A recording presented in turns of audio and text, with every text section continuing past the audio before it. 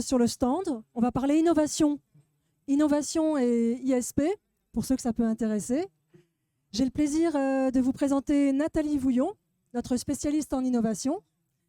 Monsieur Fischer, je vous laisse vous présenter peut-être. Oui, bonjour. Donc, Julien Fischer, responsable du pilotage de la performance des achats au sein du ministère de l'Intérieur et aussi cofondateur de l'association Atraxis. Je voudrais commencer cette intervention en remerciant le commandant Brocardi ainsi que l'ensemble des pompiers de la Fédération. Donc, au nom de l'UGAP, on va vous présenter l'innovation dans la commande publique et donc au cœur de vos missions.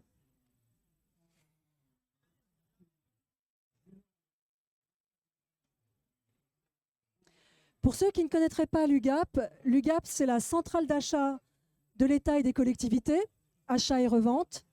Ce bel établissement existe depuis plus de 50 ans et a largement innové depuis sa création, puisqu'il y a 50 ans, l'UGAP a été créé pour le lancement des écoles, les rentrées scolaires. Donc l'UGAP, c'est un modèle singulier. Singulier pourquoi? Parce qu'il a un modèle exécuté, ce qui veut dire que sur les 3400 marchés actifs qui sont lancés, l'UGAP en assume la pleine responsabilité et également la sécurité juridique. L'UGAP n'a pas cessé d'innover, d'une part parce qu'elle a un réseau de proximité qui accompagne au quotidien ses clients. Je vois quelques représentants d'ailleurs de notre beau réseau, avec 800 conseillers au plus près justement des S10. Nous faisons aussi de la coprescription, notamment avec nos amis pompiers, sur différentes prestations. Nous avons aussi des logiciels. Je crois qu'hier, il y a eu une très très belle présentation avec de la détection de feu, notamment avec de l'intelligence artificielle. Et bien sûr, on aura l'occasion d'y revenir, les prestations d'Atraxis, qui sont aussi des plus innovantes. Donc, quelques chiffres. Je crois que l'UGAP est l'un des établissements qui a le plus de clients à mission publique, avec 22 000 pratiquement établissements, 700 fournisseurs de rang 1. Pour prendre un seul fournisseur, par exemple, sur les logiciels, il y en a 3 000 en fait qui sont derrière. Vous avez donc, comme je vous l'ai dit, 3 250 marchés publics avec plus d'1,4 million de références de produits et services et prestations. Aujourd'hui, sur la commande publique, l'UGAP pèse 6,67 milliards avec la partie énergie. Vous avez ici la ventilation, puisque l'UGAP fait aussi bien du médical, des véhicules, on est en plein dedans, des services, du mobilier, de l'équipement général et bien sûr de l'IT. Je vais rajouter, comme je vous l'ai dit, l'énergie, puisqu'il y a aussi de l'électricité, du gaz, des hydrocarbures, très important aussi pour nos amis S10. Donc voilà en quelques mots la présentation de l'UGAP. Je voudrais au passage, si on parle innovation, une innovation elle n'a pas de valeur si elle n'est pas au service des humains, si elle ne se met pas en hybridation avec eux. Je crois que l'UGAP innove justement beaucoup aussi de ce côté-là.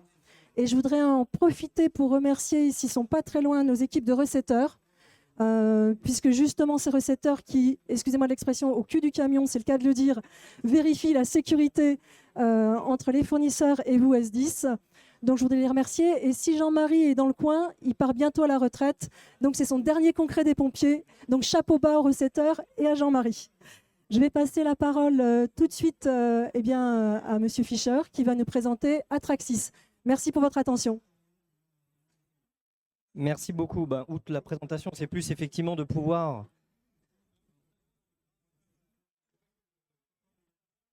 C'est bon ? Revoir un petit peu effectivement sur ce côté, on va dire, de l'innovation.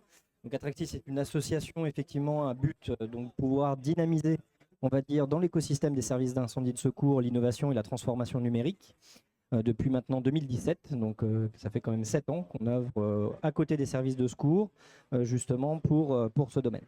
Juste pour quelques références quand même, parce que je pense que c'est important, parce qu'il y a énormément de confusion déjà dans les définitions de qu'est-ce que c'est que l'innovation, notamment par rapport au thème d'aujourd'hui lié à la commande publique. Donc il faut savoir quand même que vous avez les définitions qui sont officielles, qui sont données dans le manuel d'Oslo aujourd'hui, et qui permettent justement de définir, on va dire, qu'est-ce qu'une innovation, comment prendre en chose, parce que quelque part, c'est un peu subjectif en fait en fonction des personnes, qu'est-ce que c'est vraiment une innovation. Donc aujourd'hui, nous pouvons considérer qu'une innovation de produit, donc un nouveau produit, un nouveau service qui est détecté, bien entendu, est une innovation.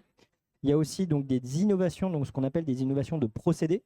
donc qui permet de mettre en fait une technologie qui sert peut-être déjà dans un autre cas d'usage ou dans un autre secteur d'activité, et on vient le mettre, on va dire, dans sa propre organisation. Après, derrière, on va avoir une innovation, on va dire, d'organisation, qui est là aussi pour, donc c'est-à-dire qu'il y a des matériels qu'on utilise déjà, mais par contre, on les utilise différemment. Donc ça aussi, on peut considérer que c'est de l'innovation, on va dire, aujourd'hui. Et enfin, de l'innovation, on va dire, liée à la... donc il me manque, c'est sur la coopération, effectivement, par rapport aux différents acteurs économiques sur lesquels on peut avoir. Vous avez aussi une définition aussi sur des normes. Donc il faut savoir que la norme ISO 56000 donc, a été définie par la France, donc à l'échelle internationale, pour pouvoir définir, on va dire, l'innovation au sens large. Donc vous voyez que l'innovation, c'est une entité, donc quelque chose, on va dire, qui existe déjà, nouvelle ou modifiée, réalisant, redistribuant, et surtout ce qui est important là-dessus, c'est surtout redistribuant de la valeur. Et c'est ça le point vraiment focal qu'il faut avoir à l'esprit quand vous rentrez dans une démarche d'innovation, c'est quelle va être la valeur, on va dire, qui va être générée, donc soit là pour les services d'incendie et de secours, pour l'entité, pour l'organisation, ou on va dire pour les acteurs économiques.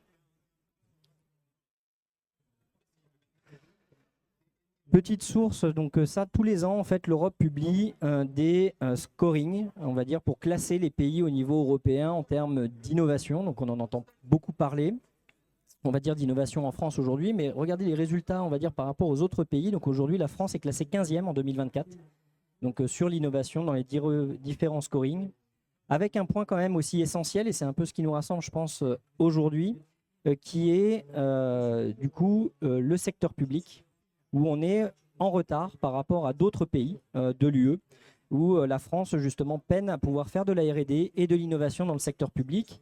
Et ça, c'est des recommandations qui sont effectuées, effectivement, pour pouvoir améliorer les choses, donc à moyen terme.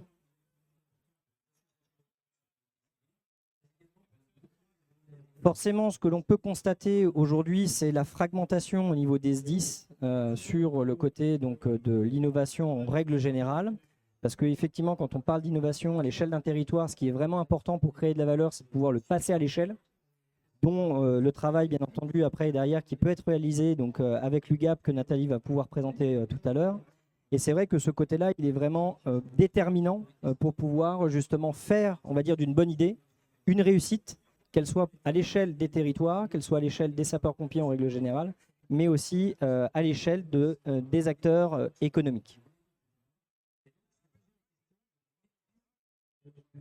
Et souvent aujourd'hui, donc on pense de ce fameux dilemme par rapport à l'innovation pour les services d'incendie et de secours. Pourquoi je parle de dilemme? Parce qu'on associe souvent innovation à dépenses supplémentaires. On associe souvent innovation à faire quelque chose, donc du coup, en plus des ressources que l'on a déjà à notre disposition. Alors qu'aujourd'hui, c'est faux. Donc il y a énormément d'études qui prouvent le contraire, justement que l'innovation est aussi une source d'économie vraiment très importante. Dans les interactions, innovation justement aussi de la manière d'acheter. Donc c'est-à-dire qu'on peut aussi faire des innovations sur la conception de l'achat tel qu'on le donne aujourd'hui, et qui permet justement de pouvoir faire des économies significatives. Quelques actions que le ministère de l'Intérieur notamment, donc on a pu présenter tout à l'heure, une innovation, on va dire, en termes d'achat public qui est présent, notamment le pack capacitaire, qui a permis vraiment de pouvoir faire de belles économies en termes d'achat. Mais aussi, on voit le développement, on va dire, de technologiques, de certaines innovations qui permet justement de faire évoluer les procédures et les process au sein des organisations, qui sont très significatives en termes de retour sur investissement.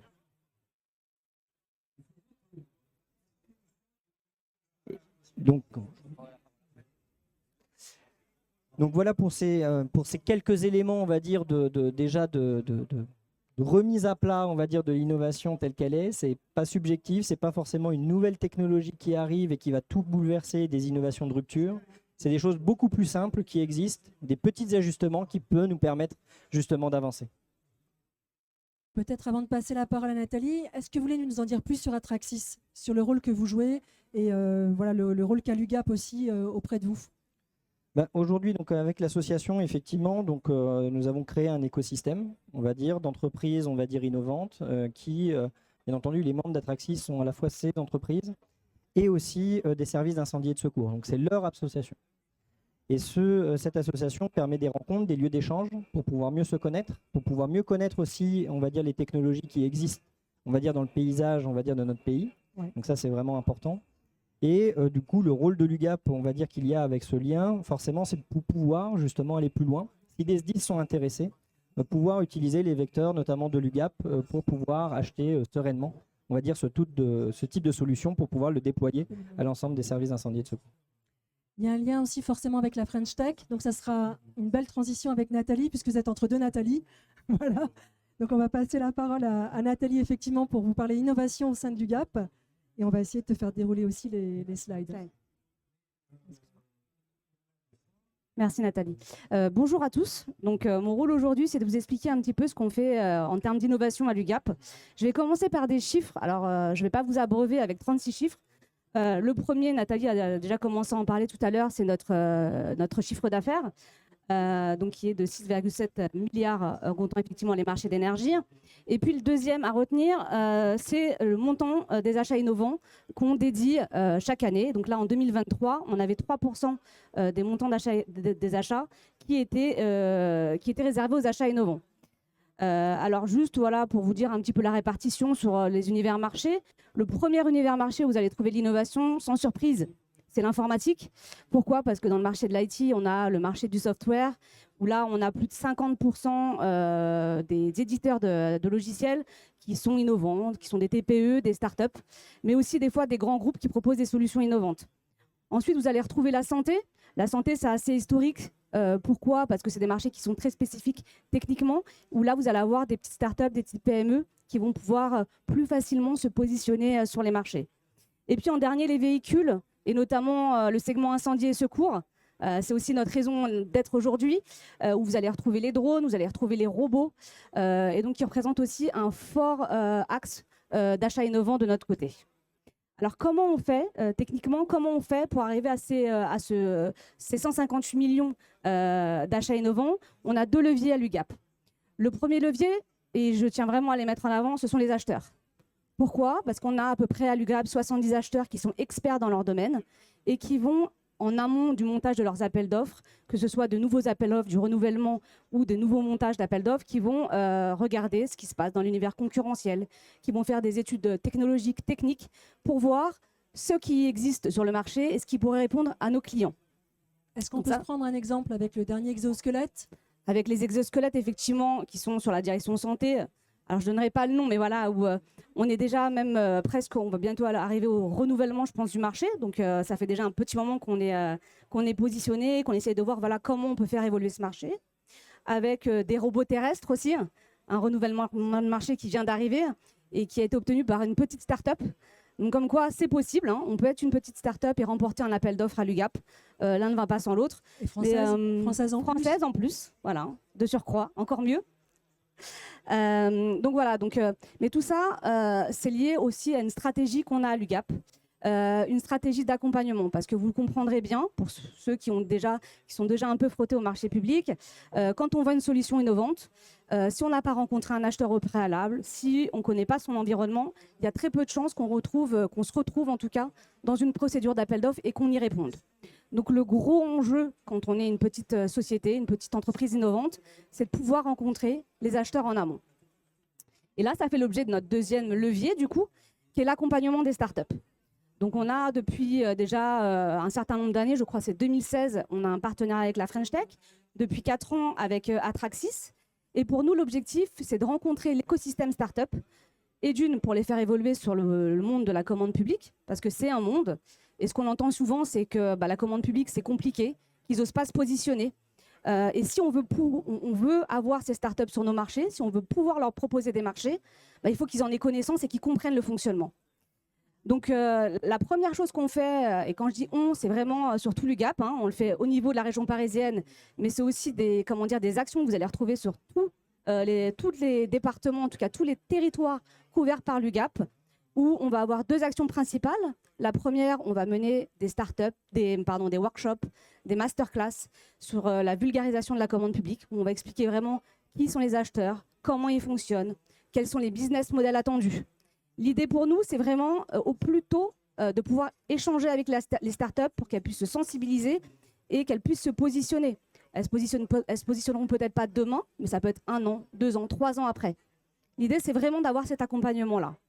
Et ensuite, sur les startups qui sont les plus matures, et c'est le cas notamment à l'UGAP, parce que l'UGAP, on a quand même un fonctionnement particulier dans le sens où on est une centrale d'achat, donc on est sur de la grosse volumétrie, et donc forcément, ça implique qu'on ait besoin que les startups aient quand même une capacité à pouvoir délivrer à nos clients. Avec ces startups-là, on va aller un peu plus loin, on va avoir des rendez-vous one-to-one, où on va pouvoir expliquer le fonctionnement de l'UGAP, quels sont les attendus, ce que ça implique aussi sur leur business model. On est sur des délais de paiement. Alors à l'UGAP, on paye tous nos fournisseurs sous 30 jours, mais ce n'est pas le cas partout dans la commande publique. Et ça, les startups, elles doivent le savoir aussi parce qu'elles doivent avoir une bonne assise financière pour pouvoir se positionner. Et c'est important qu'elles le sachent avant de se lancer. C'est un vrai atout. C'est un atout. Enfin, je ne sais pas ce que vous en pensez, Monsieur Fischer, mais clairement être payé à 30 jours dans une période de contraction budgétaire. Non, tout à fait. Ce qui est vraiment important pour une start-up, et comme le disait Nathalie, c'est le lancement. Et on parle souvent du gouffre de mort, quelque part dans les innovations, où justement quand une innovation atteint son marché. Et c'est vrai que ce soutien, financier est très important à 2 titres. C'est-à-dire que les commandes publiques ou les contrats, publics, forcément, quand une start-up va aller voir un investisseur pour aller voir des levées de fonds, s'il a des conventions idoines, qu'on peut voir aujourd'hui des acteurs publics, que ce soit les SDIS ou d'autres, en fait, ces conventions, quelque part, pour un investisseur, n'ont très peu de valeur. Parce qu'il n'y a pas de marché qui est encore, mature pour pouvoir oser acheter ce type de solution. Donc vraiment, la commande publique, on parle souvent comme un frein, mais non, c'est un véritable levier et une chance aujourd'hui. On a tous les artifices aujourd'hui dans le code de la commande publique qui nous permettent, de faire de l'innovation propre, mesurée, et surtout qui permet de développer, des solutions.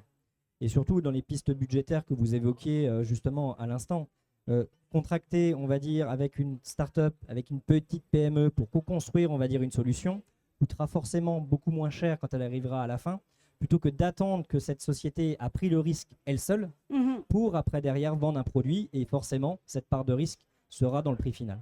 Donc ça, c'est vraiment très important aussi de pouvoir le distinguer, parce qu'un contrat public, que ce soit avec un SDIS, que ce soit avec l'UGAP, que ce soit avec un autre opérateur public, forcément ça a une garantie, une valeur vis-à-vis de ces petites entreprises ou même plus grosses pour pouvoir développer ce type d'innovation et aller chercher les capitaux qu'il faut.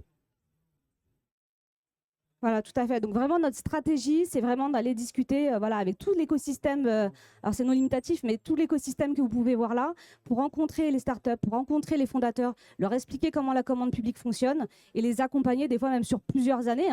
On a des startups qui viennent nous voir année après année parce qu'elles évoluent aussi de leur côté.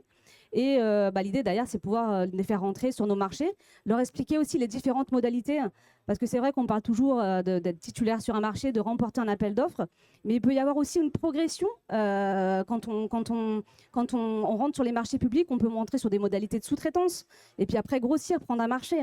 Et tout ça, c'est le savoir-faire finalement de l'UGAP, notre connaissance aussi de nos clients, qui nous permet de leur prodiguer tous ces tips. Est-ce que sur la partie Green Tech et la partie RSE par rapport au S10, est-ce qu'on peut parler d'insertion sociale aussi? Est-ce qu'on peut parler, en tous les cas, je ne sais pas aussi, Monsieur Fischer, si vous voulez intervenir sur cette thématique-là, qui aujourd'hui est fortement d'actualité, ou Nathalie, à votre convenance, ou l'un après l'autre? Vas-y. Sur la partie Green Tech, alors c'est vrai que sur les besoins que nous, on peut identifier, on voit qu'il y a de plus en plus de besoins qui sont autour de l'insertion sociale, de l'économie circulaire, parce que c'est des réglementations qui arrivent aux clients, et donc du coup, sur lesquelles nous aussi, on doit se positionner pour pouvoir leur répondre au mieux. Mais ce qui est bien de voir, c'est que dans cet écosystème-là aussi, dans la sélection des startups accompagnées, il y a aussi de plus en plus de critères qui sont liés à tout ce qui peut être RSE. Et donc, je trouve que ça devient de plus en plus intéressant, parce qu'on est vraiment vers une convergence justement à la fois de ce que peuvent nous proposer les start-upers, qui n'est pas du tout éloigné de la réalité. On dit toujours que les start-upers, des fois, ils sont dans le ciel et qu'il ne faut pas forcément attention Ils ne font pas forcément attention à certaines réalités du marché. Et là, ce n'est pas du tout le cas. Donc, ça commence vraiment à devenir intéressant. Et avec la Green Tech, on le voit, on a de plus en plus, par exemple, d'éditeurs qui viennent sur le marché multi-éditeur et qui proposent des solutions d'intérêt pour nos clients et qui sont demandées. Oui, bien sûr. Et puis, en complément de cet effort, quelque part, qui est fait pour le développement de cette Green Tech en France, il est aussi à remettre dans un contexte aussi d'objectifs, on va dire, au niveau européen, avec une neutralité carbone qui est attendue quand même en 2050. C'est un vrai effort et un vrai enjeu de compétitivité, on va dire, pour les entreprises, qu'elles soient européennes ou françaises dans ce secteur. Et la France a tous les atouts, on va dire, pour réussir. Mais la commande publique est un levier, encore une fois, pour ces entreprises. Il n'y a aucun pays au monde qui a réussi, on va dire, une transition majeure comme on est en train de vivre, comme dans les années 2000, à l'époque, on va dire, du numérique. Il n'y a aucun pays au monde qui a réussi à se développer économiquement sur ces nouvelles technologies sans un soutien massif de la commande publique. Et ça n'existe pas, en fait, dans le monde contemporain, en tout cas. Donc 15e dans l'innovation, mais sur la transition écologique, on est sur le podium, peut-être. Je n'aurai pas les chiffres en tête, on va dire, donc je ne voudrais pas dire de bêtises là-dessus, mais en tout cas, on a une Green Tech aujourd'hui qui est quand même très développée en France, qui a vraiment ce souci, on va dire, de pouvoir faire une économie des ressources aussi à travers, on va dire, ces nouveaux modèles. Vous savez que l'énergie aussi va être quelque chose de très important à l'avenir par rapport à cette transition numérique, par rapport à cette transition écologique qu'on est en train de vivre, parce que les nouveaux modèles, notamment d'intelligence artificielle, etc., on sait très bien que c'est très gourmand, on va dire, en termes d'énergie, et il faudra trouver des solutions pour pouvoir y pallier.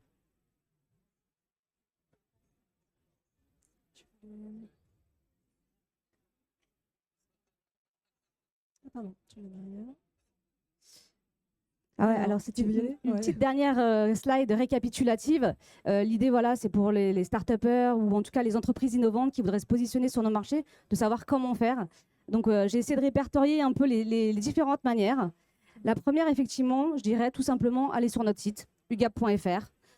Vous tapez dans la barre de recherche le produit, la solution que vous souhaitez commercialiser et vous regardez tout simplement s'il y a déjà un marché qui pourrait accueillir votre offre. Qui dit marché, dit cadre juridique. Donc là, typiquement, j'ai mis un exemple avec les drones. J'ai tapé dans la barre de recherche drone. Je suis tombée donc, sur ce type de produit.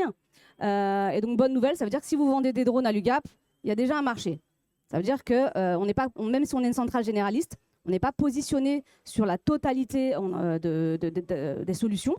Donc, c'est une bonne nouvelle et ça vous apporte, vous, en tant que start-upper, en tant qu'éditeur de solutions innovantes, deux informations importantes. La première, c'est de savoir qui est le fournisseur qui a remporté le marché. Et donc, si vous connaissez bien votre environnement concurrentiel, ça vous donnera une idée du type de marché qu'on a à l'UGAP. C'est-à-dire que là, donc, je ne vais pas les nommer, mais en gros, l'idée, c'est de se poser la question, est-ce que le fournisseur, il est de type distributeur ou est-ce qu'il est constructeur? C'est-à-dire, est-ce qu'il construit ses propres produits ou il passe par des constructeurs pour pouvoir distribuer? Et donc ça, c'est une première réponse, parce que ça vous permet de savoir où vous situez sur la chaîne de valeur. Ça ne veut pas dire que c'est immuable, mais ça vous donne déjà une première idée du marché tel qu'il est actuellement. Et la deuxième information qui vous est donnée, c'est la date d'expiration du marché. Les marchés de la l'UGAP, ils durent entre 3 et 4 ans. Alors c'est vrai qu'à l'échelle d'une start-up, quand on a loupé le train, 3-4 ans à l'échelle d'une start-up, ça peut faire un peu long. Et donc, ce qu'il faut savoir à l'UGAP, c'est que pour ne pas avoir de rupture d'offre, c'est-à-dire pour pouvoir toujours commercialiser auprès de nos clients, les acheteurs travaillent à peu près 1 an, voire 18 mois avant la date d'expiration d'un marché sur son renouvellement. Et donc, tout à l'heure, on parlait de sourcing, un petit peu, on disait que c'était important de rencontrer les acheteurs à ce moment-là. C'est à ce moment-là qu'il faut sauter sur les acheteurs.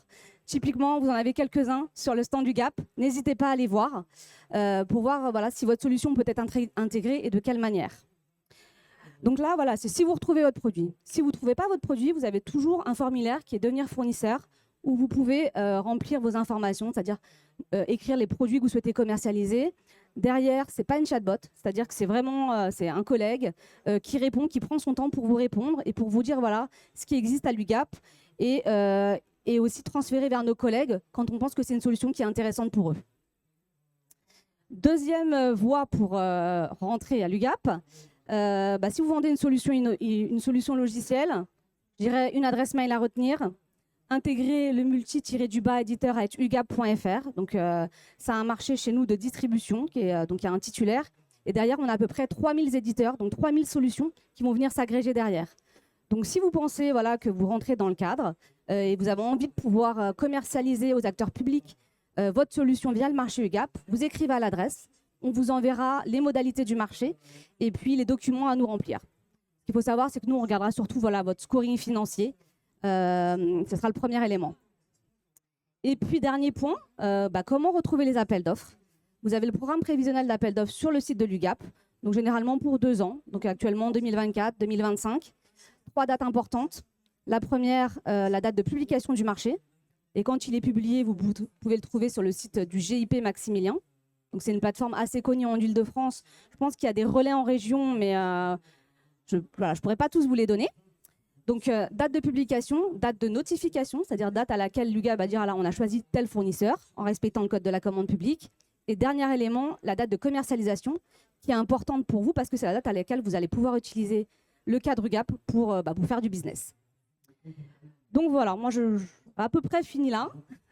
Juste en complément, peut-être Nathalie, ce qui est important aussi aujourd'hui, en tout cas nous on le voit donc avec l'écosystème que l'on peut constituer avec l'association ou même les rencontres qu'on peut le faire, on va dire sur le côté professionnel. Ce qui est important aussi, même pour l'UGAP je pense, en tout cas même pour tout acheteur public, c'est de pouvoir éduquer aussi ces entreprises sur la commande publique, bien entendu, comment y répondre, mais surtout l'après. Parce qu'aujourd'hui, en fait, on a plein d'exemples, on va dire, où des entreprises pensaient que gagner un appel d'offres, c'était avoir, on va dire, du chiffre d'affaires après derrière associé au montant qui était marqué sur l'appel d'offres. Et forcément, ça entraîne aussi malheureusement des stratégies d'entreprise qui sont totalement différentes et qui mènent forcément dans la mauvaise direction. Donc ça, c'est vraiment important aussi de pouvoir dire, on va dire à ces entreprises, ok, vous avez remporté un appel d'offres, mais sachez que le montant de l'appel d'offres n'est pas forcément, on va dire, la somme que vous allez avoir à la fin de l'appel d'offres. Ça, c'est très important aussi de pouvoir leur dire, parce que gagner la commande publique, c'est pas forcément avoir les commandes dans certains cas. Voilà. Je suis tout à fait d'accord, surtout quand c'est des entreprises qui ont remporté leur premier marché, où là, on est encore plus dans cette explication. Alors, j'avais pas forcément prévu d'en parler, mais on a un programme justement à l'UGAP où on accompagne ces entreprises qui ont remporté des marchés. Et l'idée justement, c'est de leur réexpliquer ou expliquer comment on fonctionne et de les faire évoluer. On parlait tout à l'heure de la RSE. C'est aussi des sujets sur lesquels on doit les faire évoluer. Si on veut qu'elles puissent répondre demain à nos appels d'offres, il faut qu'on commence aussi à leur donner les billes. Et très clairement, il y a de gros succès. C'est-à-dire que l'UGAP est quand même le bras armé de la French Tech et beaucoup de nos licornes sont passés aussi, très clairement, par l'UGAP. On reste modeste, discret. Le talent, c'est celui des startups, bien sûr. Mais c'est un véritable tremplin. Vous vouliez compléter peut-être? Non, c'était ça, bien sûr. Merci beaucoup pour votre attention. Mais il y a peut-être des questions dans l'assistance sur l'innovation. Pas de questions, on a été super clair. C'est formidable. Donc, merci à vous. Monsieur Fischer, merci Nathalie. Et à bientôt sur ugap.fr.